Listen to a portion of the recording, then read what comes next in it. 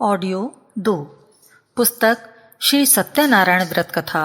लेखक वेदमूर्ति तपोनिष्ठ श्री राम शर्मा आचार्य। धर्म रूपी वृषभ के 4 चरण कहे गए हैं। पहला विवेक, दूसरा संयम, तीसरा सेवा और चौथा साहस।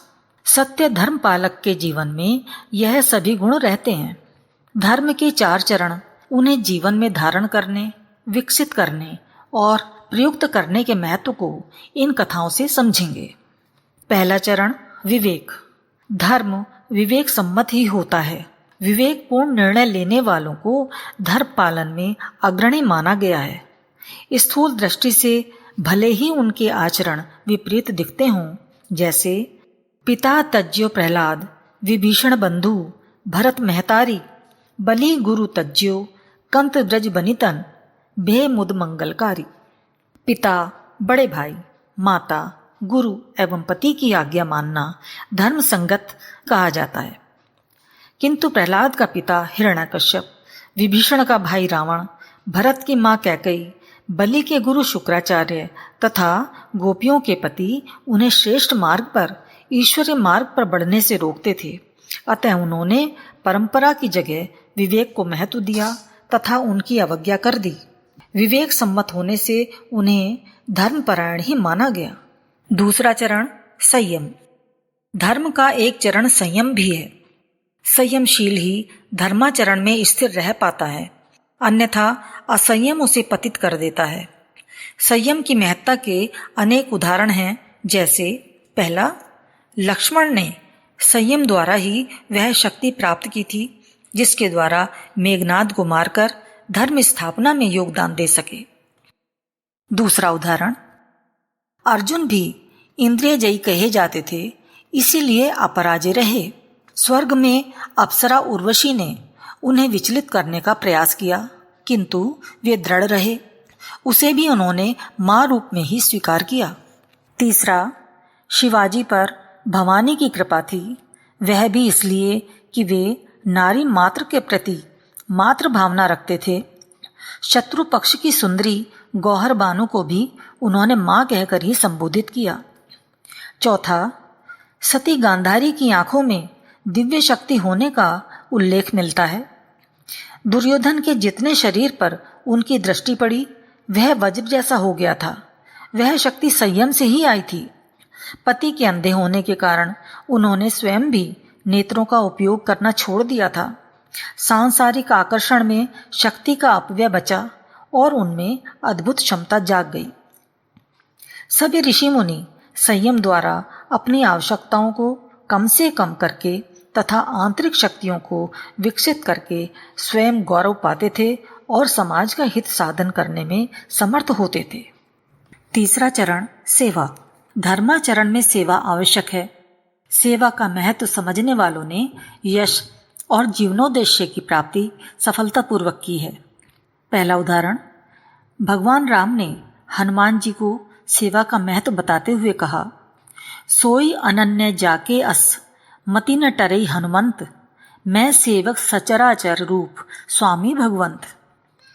हनुमान जी ने उसे अपना गुरु मंत्र बना लिया और पूरी तत्परता से सेवा कार्य में अपनी सारी शक्ति सामर्थ्य लगा दी। फलस्वरूप वे भगवान के साथ साथ पूजा के अधिकारी बन गए। उदाहरण 2, भगवान कृष्ण सेवा का महत्व समझते थे और उसकी प्रतिष्ठा चाहते थे, इसलिए उन्होंने पांडवों के राजसूय यज्ञ में अतिथियों के पैर धुलाने और झूठी पत्तले उठाने का कार्य अपने जिम्मे लिया था। उदाहरण 3, शबरी भीलनी थी, उसे लोग अन्य प्रकार का भजन पूजन न करने देते थे। उसने मातंग ऋषि के आश्रम में रहने वाले तपस्वियों और ब्रह्मचारियों आदि की सेवा का कार्य मूक निष्ठा के साथ प्रारंभ कर दिया। उनके मार्ग को साफ करना, सरोवर को गंदा न होने देना आदि कार्य तत्परता से करती रही। बदले में कुछ आकांक्षा भी नहीं थी। फलस्वरूप भगवान राम स्वयं उसके यहाँ पहुंचे और उसे उच्चतम सम्मान दिया। चौथा उदाहरण, सिखों के गुरु रामदास के अनेक योग्य शिष्य थे। अर्जुन दास उनकी तुलना में कम योग्य थे, किंतु सेवा साधना में उनकी तन्मयता तथा लगन अनुपम थी। बर्तन साफ करने जैसा छोटा समझा जाने वाला कार्य वे पूरी निष्ठा और तत्परता से करते रहे। यही कारण था कि गुरु रामदास जी ने उन्हें ही अपना उत्तराधिकारी नियुक्त किया। चौथा चरण, साहस। धर्माचरण के लिए सत्साहस अनिवार्य है, अन्यथा व्यक्ति समर्थ होकर भी श्रेष्ठ मार्ग पर कदम नहीं बढ़ा पाता। साहस के उदाहरण निम्न प्रसंगों में स्पष्ट होते हैं। पहला, जटायु ने देखा कि राक्षस राज रावण सीता को उनकी इच्छा के विरुद्ध ले जा रहा है। प्रतिरोध न होने से गलत कार्य करने वाले का हौसला बढ़ता है। उसने राक्षस राज को चुनौती देते हुए भरपूर प्रतिरोध किया और धर्माचरण की दिशा में एक अनुकरणीय उदाहरण प्रस्तुत किया। दूसरा, नचिकेता के पिता ने यज्ञ किया और दिखावे के रूप में निरर्थक वस्तुओं का दान करने लगे। नचिकेता को यह बुरा लगा। उसने साहसपूर्वक पिता से सही ढंग से दान करने का आग्रह किया। उन्होंने डर भय दिखाने के लिए कहा, तू ही बड़ा उपयोगी है, तुझे ही दान कर दूंगा। नचिकेता विचलित न हुआ, पूछा, मुझे किसको दान में देते हैं?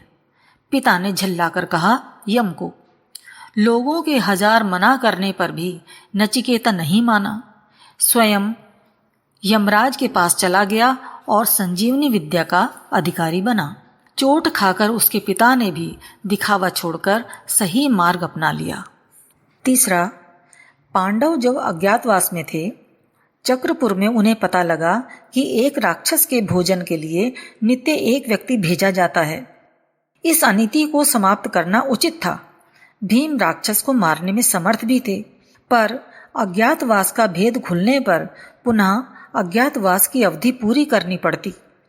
पांडवों ने धर्म कार्य के लिए साहस दिखाया, पुनः अज्ञातवास का खतरा उठाने को तैयार हो गए। भीम को एक ब्राह्मणी के इकलौते पुत्र के स्थान पर राक्षस का आहार बनने भेज दिया और भीम ने उसे द्वंद्व युद्ध में मार गिराया। चौथा, इंद्र ने वज्र बनाने के लिए ऋषि दधीचि से उनकी हड्डियों की मांग कर दी। ऋषि ने उसे साहस के साथ स्वीकार किया तथा लोकहित में शरीर छोड़ने में जरा भी नहीं हिचके। उदाहरण 5, समर्थ गुरु रामदास विवाह मंडप में बैठे थे। परंपरा के अनुसार पुरोहित बोला, लड़के लड़की सावधान। रामदास ने विचारा कि यही अवसर है निर्णय का। परिवार में फंसूं या लोक मंगल के पथ पर बढ़ चलूं।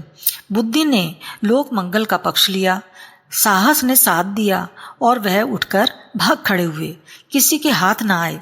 समय पर साहस दिखा सकने के कारण ही वे समर्थ गुरु रामदास बन सके।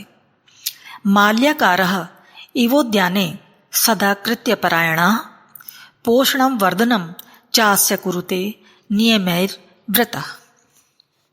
सत्य धर्मपरायण व्यक्ति अपने परिवार और समाज को एक उपवन मानकर कर्तव्यनिष्ठ माली की तरह उसका शोधन, पोषण और संवर्धन करता है। उदाहरण 1, एक राजा ने 2 माली रखे और उन्हें एक एक बगीचा सौंप दिया। मंत्रियों ने उन्हें समझाया कि राजा को प्रसन्न रखना उनका परम कर्तव्य है। एक माली ने बगीचे में राजा का चित्र स्थापित करके अधिकांश समय उसकी पूजा, वंदना, आरती में लगाना प्रारंभ कर दिया। दूसरे ने राजा की रुचि का ध्यान रखकर उसी के अनुसार सुंदर फल फूल उगाने प्रारंभ कर दिए। राजा निरीक्षण के लिए पहुंचे तो पहले माली से उन्हें बहुत निराशा हुई और दूसरे को उन्होंने पारितोषिक देकर सम्मानित किया। उदाहरण 2, शिष्य त्रिविक्रम और चित्रांगद गुरु के पास पहुंचे तथा अपने अपने उपवनों की प्रगति की सूचना दी। गुरुदेव ने उनका निरीक्षण किया तो पाया चित्रांगद के बगीचे के वृक्ष कमजोर थे और अस्त व्यस्त एवं कुरूप थे। त्रिविक्रम के बाग में वृक्ष पुष्ट तथा सुडौल थे। चित्रांगद कहने लगे, गुरुदेव, मैंने पौधों को खाद पानी त्रिविक्रम से कम नहीं दिया, उनको जरा भी कष्ट नहीं होने दिया, फिर भी ये पुष्ट नहीं लगते हैं। दैव का प्रकोप है। गुरु हंसे और बोले, बेटा, मात्र खाद पानी ही सब कुछ नहीं, तुमने उनकी कटाई छटाई नहीं की, इसलिए यह बेडौल हैं। इनके आसपास अनेक झाड़ झंकाड़ उग गए हैं, यह उनके हिस्से का आहार खींच लेते हैं। वत्स, निराई और छटाई भी सीखो। लोभ ममत्व मात्सर्य मद कामादि दूषण रहितम हृदयम तेषाम न छिद्राण वेषणश्चिते। सत्यनिष्ठ लोगों का हृदय लोभ, ममत्व, मोह, मात्सर्य, ईर्ष्या, मद, अहंकार और काम, इच्छा आदि दोषों से शुद्ध होता है तथा वे दूसरों के दोष भी नहीं ढूंढा करते। लोभ, किसी वस्तु, पद अथवा यश के आकर्षण में व्यक्ति विवेक खो बैठता है। सत्य साधक विवेक से यथार्थ को समझकर लालच में नहीं पड़ता। लोभी सत्य भूलकर दुर्गति वर्ण कर लेता है। उदाहरण 1, मछली कांटे में लगे आटे के लालच में जान गंवाती है। पक्षी दाने के लोभ में शिकारी का जाल नहीं देख पाते और फंसते हैं। मनुष्य स्वादिष्ट भोजन के लोभ में पेट खराब करके रोगी बन जाते हैं। पैसे के लालच में पड़कर लोग मनुष्यता भूल जाते हैं, भाईचारा तोड़कर कुकृत्य करते देखे जाते हैं। उदाहरण 2, दुर्योधन द्वारा सेनापति बनाए जाने के लालच में अश्वत्थामा ने नियम विरुद्ध रात में सोते हुए पांडव पुत्रों की नृशंस हत्या कर दी और जीवन भर के लिए कलंक तथा अपयश कमाया, मिला कुछ भी नहीं। उदाहरण 3, लालच में पड़कर जयचंद ने पृथ्वीराज को धोखा दिया, मोहम्मद गौरी का साथ दिया। अंबी ने पोरस को धोखा देकर सिकंदर का साथ दिया। दीवान दूल हाजू नामक सरदार ने रानी झांसी को धोखा देकर अंग्रेजों की मुखबिरी की। अंग्रेजों ने काम निकल जाने पर उसे तोप से उड़ा दिया। सभी घाटे में रहे।